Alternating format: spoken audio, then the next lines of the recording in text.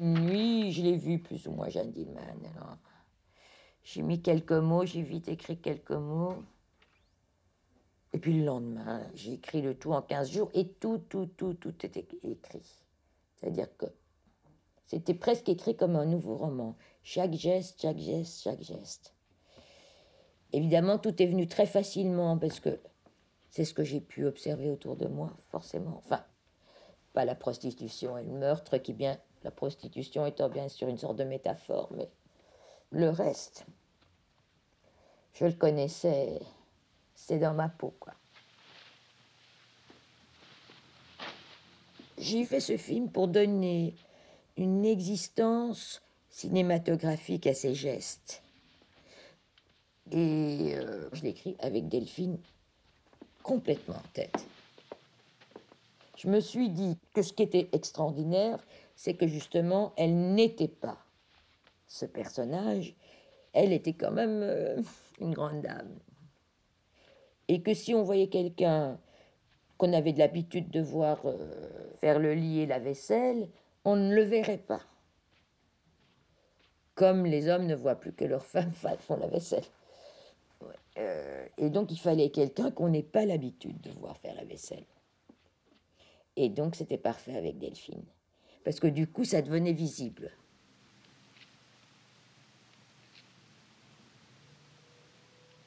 Moi, je vivais dans un monde de femmes.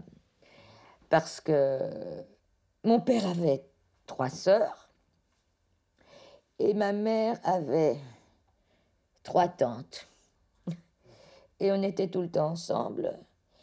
Et si c'était pas chez l'une, c'était chez l'autre. Et donc, j'ai vu ça. Et c'était une manière aussi de vivre d'Europe de l'Est. Hein. Et même, je pense que, si vous voulez, le rituel, tout était ritualisé, mais c'était un peu, d'une certaine manière, ce qui avait remplacé le rituel juif. Parce que dans le rituel juif, chaque geste presque de la journée est ritualisé. Et bon, j'ai vécu dans ce rituel-là jusqu'à l'âge de 8 ans, parce que mon grand-père vivait avec nous. Et puis une fois qu'il est mort, mon père, ma mère, ça a été fini tout ça. Mais les gestes sont restés, enfin, c'est comme si les gestes qu'elle fait ont remplacé ce rituel-là, qui est un rituel perdu et qui est un rituel qui,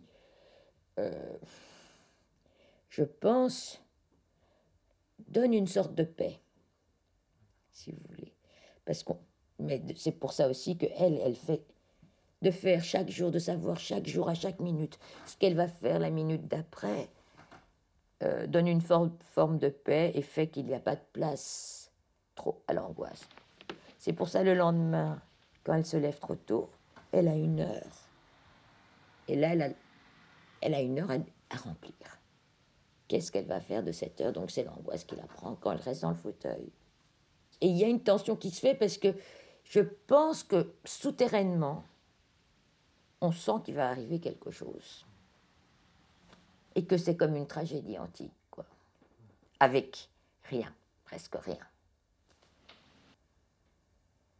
À l'époque, c'était important d'avoir une équipe à 80% de femmes.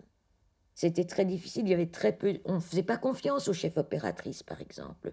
C'était vraiment considéré comme un métier d'homme.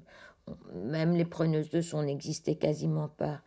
Il y avait des scripts, il y avait des monteuses, il y avait des habilleuses, il y avait des maquilleuses. Mais il y avait personne à l'éclairage. C'était beaucoup de postes étaient très très exclus pour les femmes.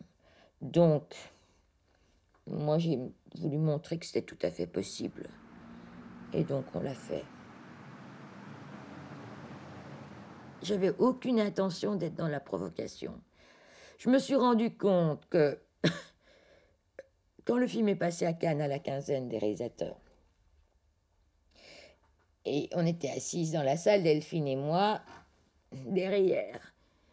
Et les gens, on entendait les claquements de chaises, les fauteuils. Je me suis rendu compte qu'à ce moment-là, que les gens ne supportaient pas, quoi. Il y avait Marguerite Duras dans la salle. Elle s'est levée, elle a dit « cette femme est folle », etc. Bon. Elle a été obsédée, en fait, Marguerite, par la folie des femmes.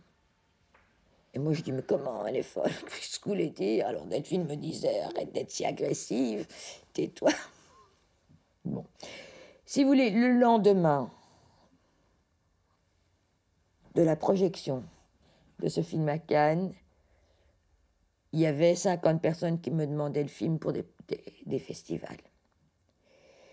Et j'ai fait le tour du monde avec le film. Le lendemain, j'existais en tant que cinéaste. Et pas n'importe quel cinéaste. C'est-à-dire qu'à l'âge de 25 ans, tout d'un coup, on m'a fait comprendre que j'étais une grande cinéaste. C'était agréable, mais pénible parce que je me demandais comment faire mieux. Et je ne sais pas si j'ai fait mieux.